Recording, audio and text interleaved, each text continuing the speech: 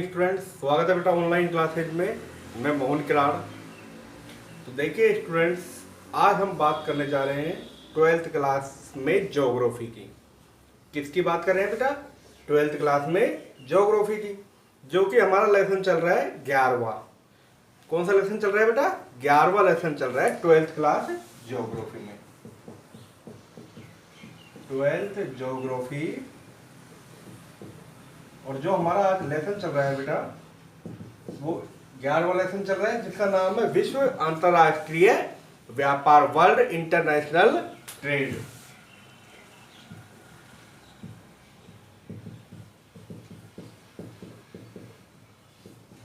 विश्व अंतरराष्ट्रीय व्यापार। देखिए स्टूडेंट्स, हम लोग कि मानव और मानव के व्यवसाय के प्रकारों के बारे में हमने लास्ट वीडियो में अध्ययन किया था, और मानव के व्यवसाय के हमने 5 प्रकार पढ़े थे। कितने प्रकार पढ़े थे बेटा? 5 प्रकार पढ़े। उन 5 प्रकारों में पहला जो प्रकार था कि प्राथमिक व्यवसाय, कि मनुष्य प्रकृति के द्वारा उपलब्ध संसाधनों से अपने जीवन जीने के लिए, ठीक है ना, खाद्य संग्रहण या कुछ वस्तुएं एकत्रित करता है, जिनसे वह अपना जीवन यापन करता रहता है। तो आज हम बात करने जा रहे हैं प्राथमिक, द्वितीयक की हम बात कर चुके हैं। आज हम तृतीयक व्यवसाय की बात करेंगे, क्योंकि व्यापार जो है वो तृतीयक व्यवसाय से संबंधित है। किससे संबंधित है बेटा? तृतीयक व्यवसाय से संबंधित है। तो आज हम पढ़ने जा रहे हैं वर्ल्ड इंटरनेशनल ट्रेड, जो कि इसका इंग्लिश में नाम होता है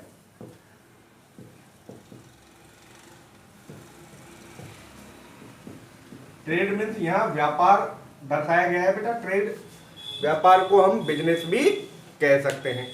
तो देखिए स्टूडेंट्स, व्यापार, सीधी सी परिभाषा है व्यापार की, कि मानव अपनी मूलभूत आवश्यकताओं की पूर्ति के लिए, मानव अपनी मूलभूत आवश्यकताओं की पूर्ति के लिए, ध्यान देना, जो वस्तु और सेवाओं को स्वैच्छिक रूप से आदान प्रदान करता है, कि मानव अपनी मूलभूत आवश्यकताओं की पूर्ति के लिए वस्तुओं और सेवाओं का स्वैच्छिक रूप से आदान प्रदान करता है, वह क्या कहलाता है? व्यापार कहलाता है। क्या कहलाता है बेटा? व्यापार कहलाता है। देखिए मैं आपको लिख के भी बता देता हूं, ध्यान दीजिएगा, कि मानव अपनी, व्यापार की डेफिनेशन, मानव अपनी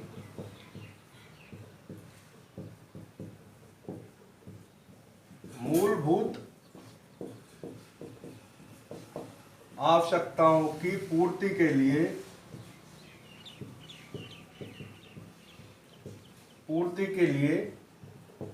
सेवाओं और वस्तुओं का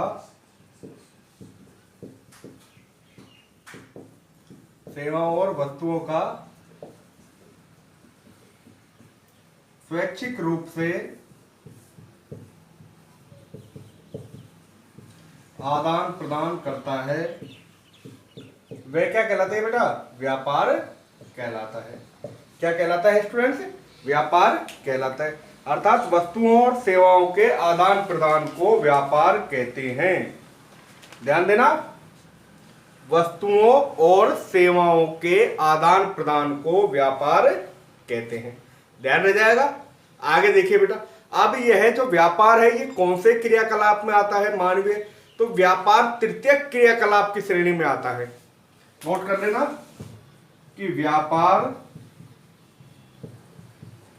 तृतीयक क्रियाकलाप की श्रेणी में आता है। पूछा जाता है कई बार कि व्यापार किस श्रेणी में आता है, तो व्यापार तृतीयक, तीसरे क्रियाकलाप की श्रेणी में आता है, और यह एक तरह से आर्थिक क्रियाकलाप है।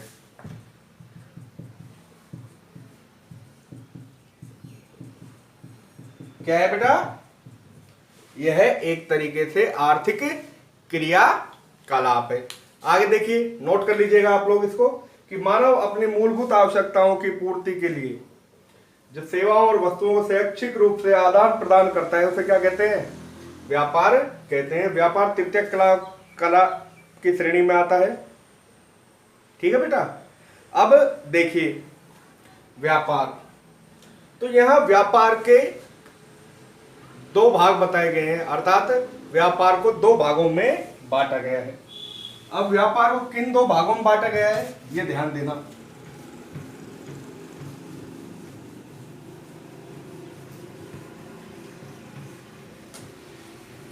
ये कहता है कि व्यापार को दो भागों में बांटा गया है। व्यापार को दो भागों में बांटा गया है।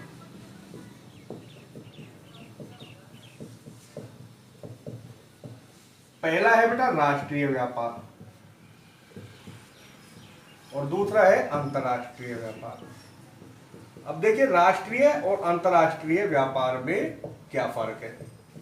जैसा कि आप सभी लोग जानते हैं कि हम बात कर रहे हैं राष्ट्रीय और अंतर्राष्ट्रीय व्यापार की।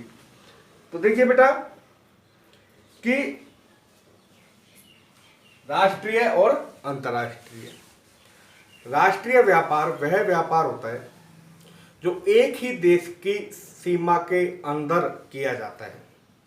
जैसे मान लीजिए हम भारत के अंदर ही उस व्यापार को करते हैं तो वो राष्ट्रीय व्यापार होगा, नेशनल लेवल, अर्थात एक राज्य से दूसरे राज्य में, स्टेट टू स्टेट, अर्थात पूरे देश की सीमा के आंतरिक भाग में हम जो व्यापार करते हैं वो राष्ट्रीय व्यापार हो। और जब दो या दो से अधिक देशों के साथ मिलकर हम बाहर व्यापार करते हैं तो वो क्या कहलाता है? अंतर्राष्ट्रीय व्यापार कहलाता है। क्या कहलाता है बेटा? अंतर्राष्ट्रीय व्यापार। देखिए नोट्स के माध्यम से बताता हूं कि यह एक ही देश के आंतरिक भाग में रहने वाले लोगों, तो राष्ट्रीय व्यापार एक ही देश के अंदर रहने वाले लोगों द्वारा किया जाता है। ठीक है बेटा, कि राष्ट्रीय व्यापार एक ही, ध्यान देना, एक ही देश के आंतरिक भाग में या अंदर रहने वाले लोगों तथा क्षेत्रों के मध्य किया जाता है। लोगों तथा क्षेत्रों के मध्य किया जाता है, ये हो जाएगा राष्ट्रीय व्यापार। दूसरा आता है बेटा अंतर्राष्ट्रीय व्यापार। अंतर्राष्ट्रीय व्यापार क्या कहता है? अंतर्राष्ट्रीय या विदेशी व्यापार। अंतर्राष्ट्रीय को हम विदेशी व्यापार भी कह सकते हैं या विदेशी व्यापार। अब देखिए यह वह व्यापार है जो दो या दो से अधिक देशों के साथ मिलकर, ठीक है ना बेटा, दो या दो से अधिक देशों के मध्य संपन्न होता है। दो या दो से अधिक देशों की सीमा में यह व्यापार संपन्न होता है। ठीक है बेटा, अर्थात विभिन्न राष्ट्रों के मध्य, दो देशों के मध्य होने वाले व्यापार को, या ऐसे कह सकते हैं दो देशों के मध्य होने वाले, दो देशों के मध्य होने वाले व्यापार को, नोट करते रहना आप लोग, अंतर्राष्ट्रीय व्यापार कहते हैं। क्या कहते हैं बेटा? ये अंतर्राष्ट्रीय व्यापार कहते हैं। ये राष्ट्रीय और अंतर्राष्ट्रीय व्यापार है। तो व्यापार को यहाँ कितने भागों में बांटा गया है? व्यापार को यहाँ दो भागों में बांटा गया है। पहला राष्ट्रीय व्यापार जो एक ही देश की सीमा के अंदर किया जाता है। दूसरा अंतर्राष्ट्रीय व्यापार जो एक देश से दूसरे देश में किया जाता है। ठीक है ना, उस देश में उस देश के राजनीतिक आर्थिक क्षेत्र में भी अहम भूमिका होती है। ठीक है बेटा, तो ये होता है आपके अंतर्राष्ट्रीय व्यापार का परिचय। तो देखिए कि विभिन्न राष्ट्रों के मध्य राष्ट्रीय सीमाओं के आर पार वस्तुओं और सेवाओं के आदान प्रदान को अंतर्राष्ट्रीय व्यापार कहा जाता है। ध्यान देना, विभिन्न राष्ट्रों के मध्य राष्ट्रीय सीमाओं के आर पार, अर्थात एक देश की सीमा से दूसरे देश की सीमा में अंतर्राष्ट्रीय व्यापार कहलाता है। अंतर्राष्ट्रीय दो या दो से अधिक मध्य देशों के बीच संपन्न होता है। राष्ट्रीय व्यापार एक ही देश के आंतरिक भाग में संपन्न होता है। ठीक है बेटा, ये तो हो जाएगी व्यापार की। फिर आता है आपके अगला टॉपिक जो आता है अंतर्राष्ट्रीय व्यापार का इतिहास। क्या आता है? अंतर्राष्ट्रीय, क्योंकि यहां हम पढ़ रहे हैं विश्व अंतर्राष्ट्रीय व्यापार, तो अंतर्राष्ट्रीय व्यापार पे हमें ज्यादा जोर देना है। तो अंतर्राष्ट्रीय व्यापार के बारे में देखिए स्टूडेंट, इंटरनेशनल ट्रेडिंग मार्केट। तो जैसा कि आप सभी जानते हैं आजकल एक्सपोर्ट इंपोर्ट जो होता है, ये भी एक शब्द है इंपोर्ट किसी दूसरे देश से स्वयं के देश में लाई गई वस्तु, एक्सपोर्ट यहाँ से हम बाहर भेजते हैं वस्तुओं को, तो ये भी इंपोर्ट एक्सपोर्ट का जो बिजनेस है ये भी बेटा एक व्यापार की श्रेणी में ही आता है। ठीक है, आगे है अंतर्राष्ट्रीय व्यापार का इतिहास।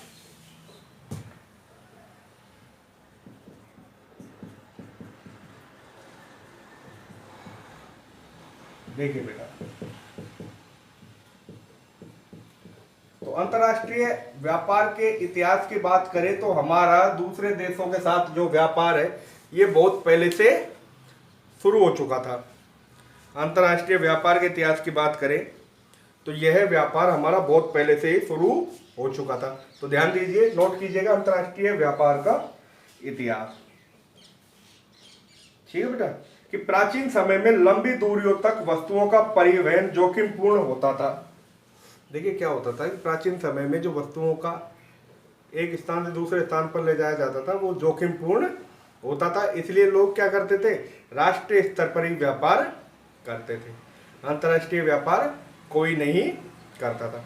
परंतु जो लोग धनी लोग थे, राजा महाराजा थे, वो लोग क्या करते थे बेटा, अपने उस पैसे से विदेशों में व्यापार करते थे।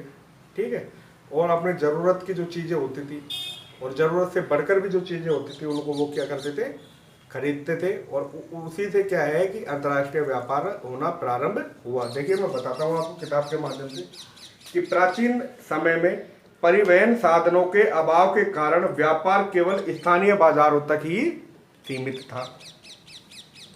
प्राचीन समय में परिवहन के साधनों के अभाव के कारण व्यापार केवल स्थानीय बाजारों तक ही सीमित था, लेकिन कुछ धनी एवं संपन्न लोगों के द्वारा आभूषण व महंगे परिधानों को खरीदे जाने के कारण इन वस्तुओं का अंतर्राष्ट्रीय व्यापार प्रारंभ हुआ। ठीक है बेटा, तो क्या हुआ कि जो धनी लोग थे, पैसे वाले लोग थे, वो क्या खरीदते थे, कपड़े और जो आभूषण खरीदते थे, उन्हीं के खरीदने से यह अंतर्राष्ट्रीय व्यापार प्रारंभ हुआ है।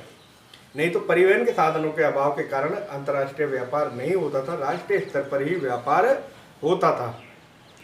ठीक है, धीरे धीरे जो धनी लोग हैं, पैसे वाले लोग हैं, उन्होंने आभूषण और अपने वस्त्र खरीदने के लिए एक देश से दूसरे देश में क्या किया बेटा, व्यापार करना प्रारंभ कर दिया। तो देखिए प्रारंभ इस व्यापार को लेके, अंतर्राष्ट्रीय व्यापार के इतिहास को लेके एक बहुत इंपॉर्टेंट जो टॉपिक है वो यह है कि रोम को चीन से जोड़ने वाले, ठीक है ना, प्राचीन रेशम मार्ग के बाद, तो रोम को चीन से जोड़ने वाले 6000 किलोमीटर लंबे प्राचीन रेशम मार्ग के माध्यम से, ध्यान देना कि रोम को चीन से जोड़ने वाले, ये बहुत इंपॉर्टेंट है, लिख देता हूं, रोम को चीन से जोड़ने वाले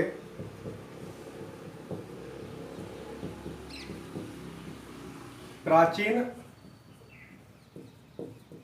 रेशम मार्ग को कितना था वो, 6000 किलोमीटर लंबा, 6000 किलोमीटर। ध्यान देना कि रोम को चीन से जोड़ने वाले 6000 किलोमीटर लंबे प्राचीन रेशम मार्ग के माध्यम से, प्राचीन रेशम मार्ग किलोमीटर को माध्यम से, ध्यान देना बेटा, प्राचीन रेशम मार्ग के माध्यम से।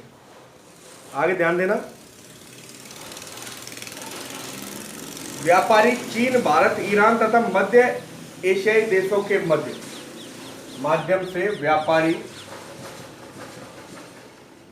चीन, भारत, ध्यान देना बेटा, चीन, भारत, ईरान तथा मध्य एशियाई, ईरान तथा मध्य एशियाई देशों के मध्य एशियाई देशों के मध्य, यह व्यापार मध्य एशियाई देशों के मध्य, ठीक है बेटा, एशिया के मध्यवर्ती स्थानों से चीन में बने रेशम, ठीक है ना, चीन में बने रेशम देशों के मध्य, चीन में बने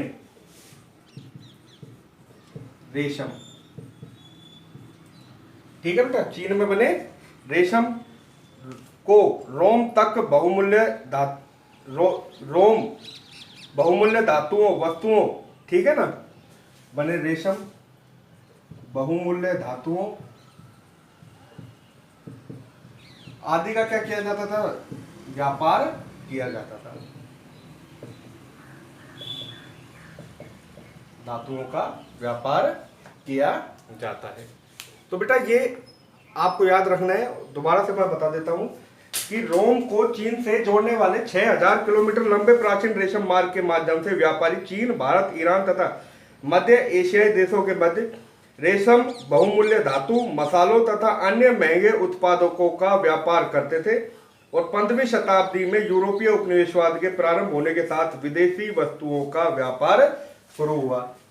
तो विदेशी वस्तुओं का या अंतर्राष्ट्रीय व्यापार का इतिहास कब शुरू हुआ था, 15वीं शताब्दी में। कब शुरू हुआ बेटा, 15वीं शताब्दी में। तो अंतर्राष्ट्रीय व्यापार 15वीं शताब्दी में प्रारंभ हुआ था, 15वीं शताब्दी में प्रारंभ हुआ। आगे देखिए, अंतर्राष्ट्रीय व्यापार की अगर हम बात करें तो यह जो अंतर्राष्ट्रीय व्यापार है 15वीं से 18वीं शताब्दी तक दास व्यापार जो होता था वो भी Holland, Spain, Denmark, great Britain, USA आदि में होता था। 15वीं से 18वीं शताब्दी तक जो दास व्यापार होता था, हॉलैंड, ग्रेट ब्रिटेन, स्पेन है ना, यूएसए, संयुक्त राज्य अमेरिका आदि देशों में यह व्यापार भी किया जाता था।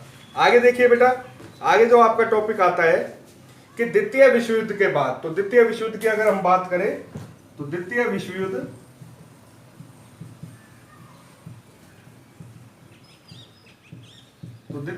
हुआ था बेटा 1939 से 1945। तो द्वितीय विश्व युद्ध के बाद विश्व स्तर पर व्यापारिक शुल्क घटाने के उद्देश्य से, द्वितीय विश्व युद्ध के बाद व्यापारिक शुल्क घटाने के उद्देश्य से, किसके उद्देश्य से, व्यापारिक शुल्क घटाने के उद्देश्य से, ठीक है बेटा, कुछ इंटरनेशनल ट्रेड ऑर्गेनाइजेशंस की स्थापना की गई, जिनमें जो पहला नाम आता है वो गेट का आता है, जिसकी हम बात करेंगे। उसके बाद गेट को ही किसमें तब्दील कर दिया गया, WTO में तब्दील कर दिया गया, ठीक है ना। ये एक प्रशुल्क एवं व्यापार हेतु सामान्य समझौता है और वर्ल्ड ट्रेड ऑर्गेनाइजेशन, ये WTO का पूरा नाम है। इसके बारे में भी हम पढ़ेंगे। तो देखिए स्टूडेंट्स, अंतर्राष्ट्रीय व्यापार के इतिहास की हम बात कर रहे थे। तो द्वितीय विश्व युद्ध के बाद विश्व स्तर पर व्यापारिक शुल्क, द्वितीय विश्व युद्ध के बाद, ध्यान देना बेटा, विश्व स्तर पर व्यापारिक शुल्क घटाने के उद्देश्य से गैर व्यापार व शुल्क हेतु सामान्य समझौता या गेट नामक समझौता 1 जनवरी 1918 को लागू हुआ, जो कि 48 को लागू हुआ, जो कि बाद में WTO की सहायता से या WTO बना, जिसकी स्थापना 15 अप्रैल 1994 को हुई और 1 जनवरी 1995 को WTO ने कार्य करना प्रारंभ कर दिया, ठीक है ना। ये भी हम बात करेंगे। तो देखिए, जब शब्द आ ही गया है तो क्यों ना इसकी पहले बात कर ली जाए। तो देखिएगा स्टूडेंट,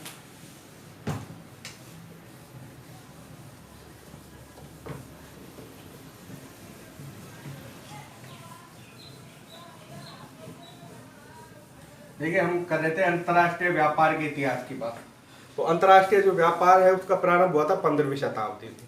15वीं शताब्दी में क्या होता था बेटा कि देखिए, पहले परिवहन के साधनों के अभाव के कारण एक देश से दूसरे देश में नहीं जाया जा सकता था।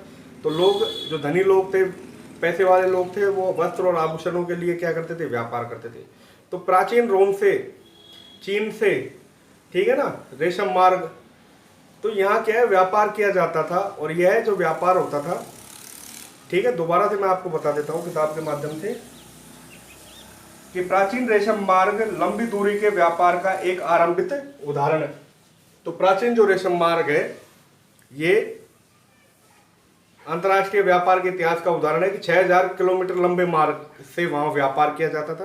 प्राचीन रेशम मार्ग चीन, स्पेन, ठीक है, अमेरिका, भारत, इटली, इन देशों से होकर गुजर के यहाँ व्यापार किया जाता था। मसाले, बहुमूल्य हीरे, ठीक है, और इनका व्यापार करते थे। आगे देखिए, आगे जो टॉपिक आता है वो आता है अंतर्राष्ट्रीय व्यापार के आधार। ये गेट और WTO को भी हम पढ़ेंगे। अब आता है अंतर्राष्ट्रीय व्यापार का आधार, अंतर्राष्ट्रीय व्यापार के आधार।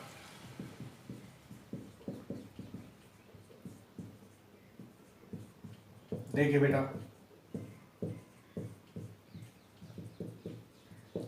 अंतर्राष्ट्रीय व्यापार के आधारों की अगर हम बात करें तो व्यापार कैसा भी हो, किसी भी प्रकार का हो, ठीक है ना, क्योंकि व्यापार में व्यक्ति राष्ट्रीय संसाधनों में भिन्नता रखता है, भौगोलिक संरचना रखता है, जनसंख्या कारक, तो व्यापार में व्यक्ति स्थिर कार्य को अपने को बनाए रखता है। आगे देखिए, किताब के माध्यम से मैं बताता हूँ आपको अंतर्राष्ट्रीय व्यापार के जो आधार हैं। तो अंतर्राष्ट्रीय व्यापार के आधारों को हम पढ़ रहे हैं।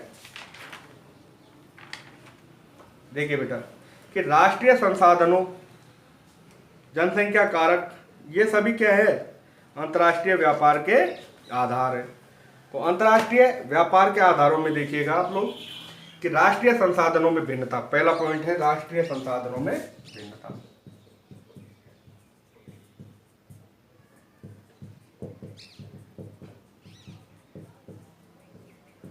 संसाधन की मनुष्य अपने द्वारा जो संसाधनों का मतलब समझ रहे हो ना, कि किसी भी प्रकार के जो संसाधन होता है मनुष्य अपने लिए उपयोग करते हैं। तो इसमें खनिज संसाधन, तो भौतिक संरचना, देखिए राष्ट्रीय संसाधनों में भिन्नता, भौतिक संरचना जैसे कि भूविज्ञान, उच्चावच मृदा व जलवायु में भिन्नता के कारण विश्व के राष्ट्रीय संसाधन असमान रूप से वितरित हैं। भौगोलिक संरचना खनिज संसाधन आधार को निर्धारित करती है। आगे देखिएगा बेटा, खनिज संसाधन संपूर्ण विश्व में असमान रूप से निर्धारित है या वितरित किए जाते हैं। और देखिए दूसरा आता है जनसंख्या कारक। तो अंतर्राष्ट्रीय व्यापार के जो कारक ये है जनसंख्या कारक।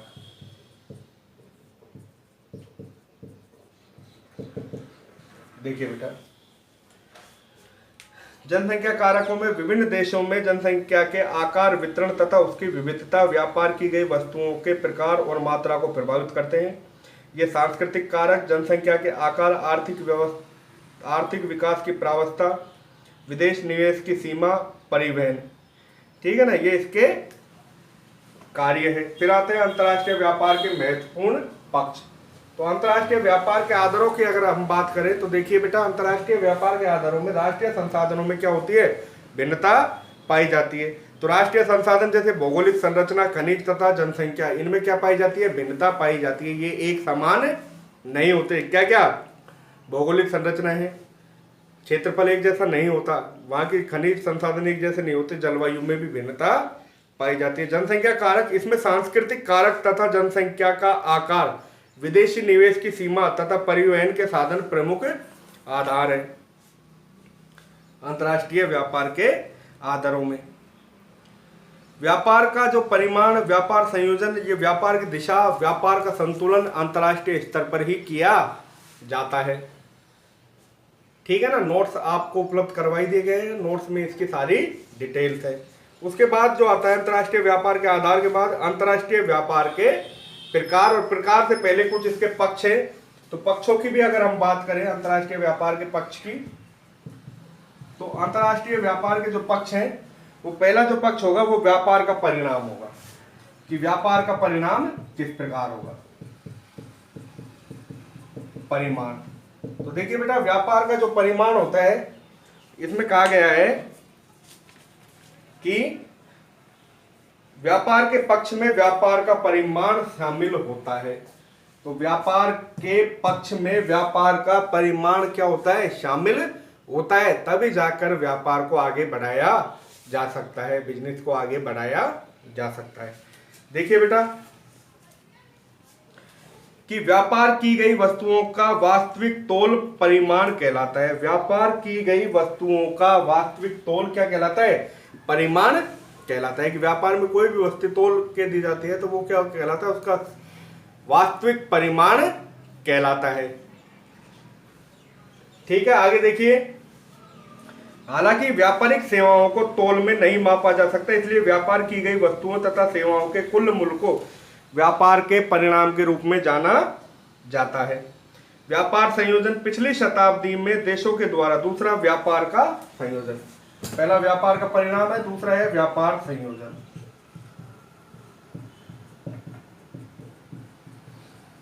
देखिए बेटा, तो व्यापार संयोजन क्या कहता है पक्ष में कि पिछली शताब्दी में देशों द्वारा आयातित तथा निर्यातित एक्सपोर्ट इंपोर्ट वस्तुओं और सेवाओं के प्रकार में परिवर्तन हुए हैं। दूसरा आता है व्यापार की दिशा। ये पक्ष की बात कर रहे हैं, अंतरराष्ट्रीय व्यापार के पक्ष हैं। तीसरा आता है व्यापार की दिशा।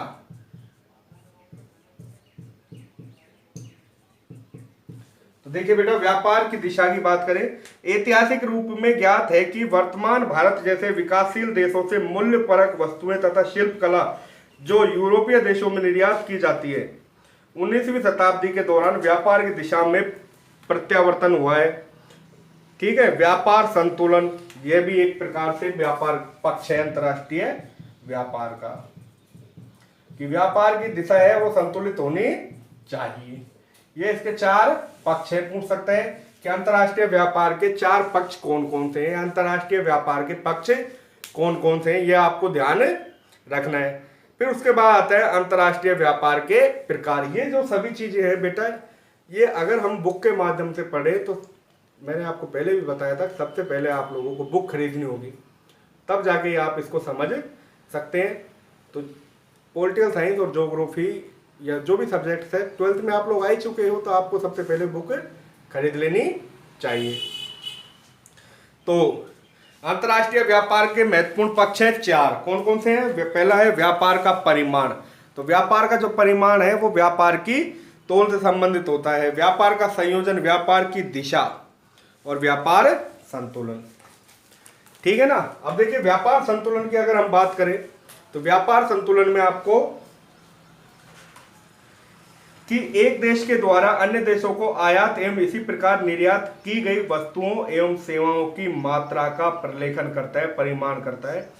यदि आयात का मूल्य देश के निर्यात मूल्य की अपेक्षा अधिक है तो देश का व्यापार संतुलन ऋणात्मक अथवा प्रतिकूल है। यदि निर्यात का मूल्य आयात के मूल्य की तुलना में अधिक है तो देश के व्यापार का संतुलन धनात्मक अथवा अनुकूल है, वह स्थिर रहता है, धनात्मक रहता है, जो देश का व्यापारिक स्तर होता है।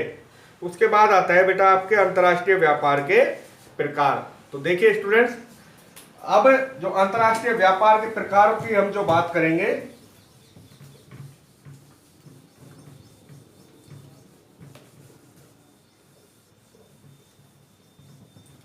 देखिए बेटा,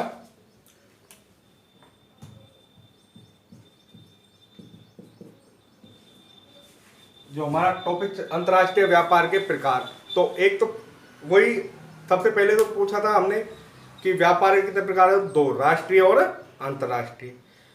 अब पूछता है कि व्यापार के प्रकार भी द्विपार्श्विक और बहुपार्श्विक, अर्थात दो देशों के मध्य या अनेक देशों के मध्य होने वाला जो व्यापार है। ठीक है ना। अब इस व्यापार को पढ़ने से पहले हम कुछ इंपॉर्टेंट जो फैक्ट्स हैं उनके बारे में थोड़ा सा जान लेते हैं। तो इंपॉर्टेंट फैक्ट्स की अगर हम बात करें तो देखिए, हमने कहा था कि व्यापार दो देशों के मध्य, ठीक है ना, किया जाता है, वस्तुओं एवं सेवाओं का आदान प्रदान किया जाता है, वो क्या कहलाता है बेटा? व्यापार कहलाता है।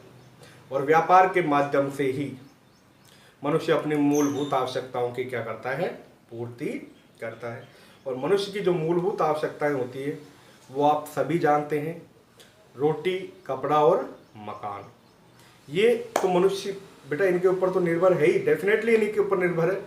और भी अगर मनुष्य अपनी आवश्यकताओं की पूर्ति करने लगे तो उसके लिए मनुष्य को व्यापार करना होगा।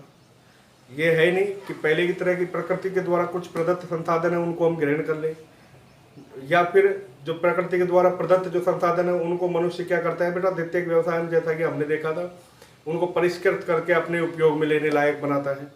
परंतु जो व्यापार है ये तृतीयक क्रियाकलाप की श्रेणी में आता है। मैंने आपको पहले भी बताया था कि व्यापार तृतीयक क्रियाकलाप की श्रेणी में आता है। और जो व्यापार है ये पहले परिवहन के माध्यम से रुका हुआ था, परंतु आज परिवहन के साधनों का अभाव नहीं है।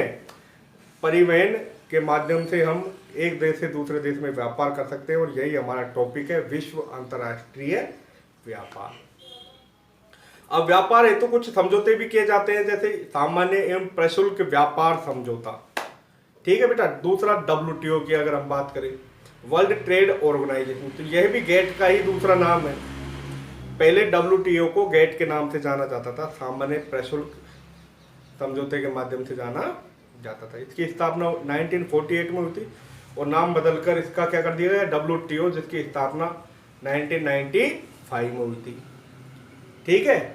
इसी तरह से बेटा हमको यह आगे पढ़ना है। तो देखिए, सबसे पहले आप लोग बुक खरीदिए। बुक खरीदने के पश्चात जो नोट्स भेजे जाते हैं उनको पढ़िए। उसके बाद आप लोग वीडियो देखेंगे, आपको टॉपिक समझ में आ जाएगा। फिर भी आपका अगर कोई डाउट रह जाता है, वो क्लियर नहीं हो पाता, तो आप व्यक्तिगत रूप से टीचर से संपर्क कर सकते हैं। ठीक है बेटा। अब देखिए, यह जो हमारा टॉपिक चल रहा है 11th चैप्टर का, ये जो वीडियो है आज समाप्त होती है। नेक्स्ट वीडियो में हम क्या पढ़ेंगे, जैसा कि मैंने आपको बताया था, अंतर्राष्ट्रीय व्यापार के प्रकार। ठीक है ना। तो राष्ट्रीय और अंतर्राष्ट्रीय की हम बात कर रहे हैं। तो व्यापार के हमने दो प्रकार पढ़े थे, राष्ट्रीय और व्यापार, राष्ट्रीय और अंतर्राष्ट्रीय। अभी हम अंतर्राष्ट्रीय व्यापार के प्रकार पढ़ेंगे।